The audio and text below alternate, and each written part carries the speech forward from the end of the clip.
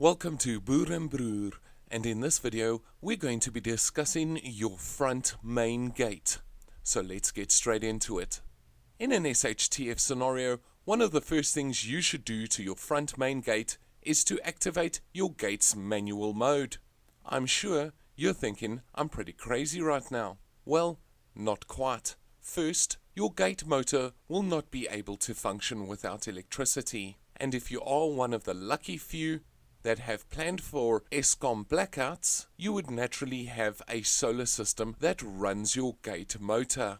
This does not help you during an SHTF scenario. Still deactivate the gate's motor, because it will be tempting to steal anything and everything that somebody can get their hands onto. And I know the response to this is going to be, but my gate has a manual override system, I can use it when I need it. My response to you is, during an SHTF scenario, I can open up 5 locks faster than you can unlock your gate motor's safety casing. Unlock the gate motor by opening the lock on the motor box, pulling the cover off, unwinding the motor engage mechanism. Apart from that, these gates can be easily jammed with many things, basically putting you in a cage with no way of escaping if it came to that situation. To ensure a quick exit from your property, instead consider 2 heavy-duty chains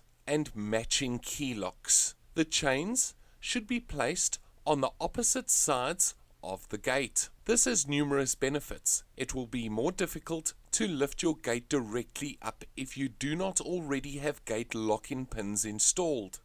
Having the chains at opposite sides of the gate will also make it significantly more challenging to break through both chains, as it will firstly take more time between the actions. It will give you the necessary time to respond after having heard the first chain break.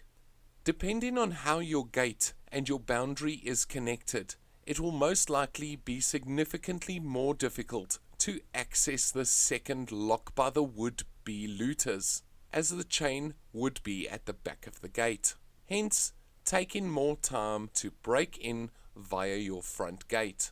Keep in mind that if you do need to get out of your property in a hurry, you are not going anywhere until your gate is fully open.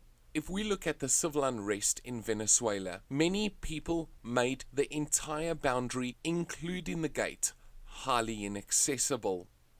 In an SHTF scenario, where you have made a decision to evacuate the property and abandon it from a bug-in to a bug-out scenario, you will need to quickly, quietly exit the property, drawing as little attention to yourself as possible. Now remember, you are still going to need to secure your property once you leave it. You will need to still climb out of your vehicles and re-lock down the entire gate when you do leave and abandon the property.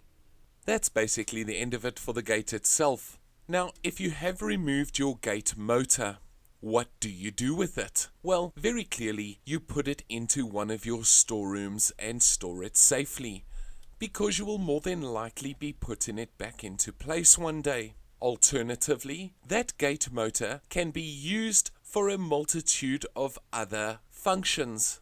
For the average household, you're able to use the 12-volt gate motor battery to your best advantage. So don't let it sit in a storeroom losing charge. Take the battery out and make it work for you during an SHTF scenario. You need to think out of the box, people. You will not be able to go and buy a 12-volt battery at any local store, most of which will very clearly be closed. I hope that this gave you a little bit of food for thought. Keep in mind, you need 2 very strong chains and 2 very strong locks with a matching key set. So when you do exit the property, it is 1 key and you're on your way. I'd like to thank you for taking the time for listening to this video. Like the video, hit that subscribe button, tap the bell icon, and I will see you later.